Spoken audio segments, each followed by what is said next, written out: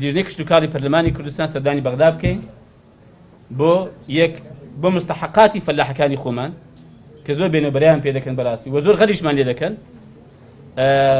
یعنی لەو ١٨ کاتی خۆی کە بڕیار دراوە کە بە ئیمزای بەرز عەبادی کە خەرج بکرێت بۆ فەلاحەکانی عێراق بەگشتی هێناوێنە تەمەن لەو پارەی کە بە قەرزی وەردەگرن ١٧٠ بۆ هەرێمی کوردستان بێ ١٧٠ دەکات ١٣٧.5 ئەو پارێکە دێ کە بەداخەوە بەڕاستی ناکە ١٨ کە بڕیاری لێدراوە و شتی کەش کراوە بە حەقیقەت 1-2 بۆ گەنمی ئەم ساڵمان کە هێندێک زانیاریمان هەیە کە دەیانەوێت گەنمێکی زۆر کەم وەربگرن.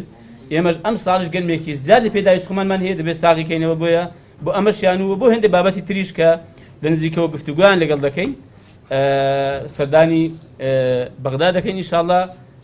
چکە من پێم وایە لە هەموو بارودۆخێکدا ئێمە پێویستمان بە پەیوەندی باشە لەگە حکوومەتی ناوەند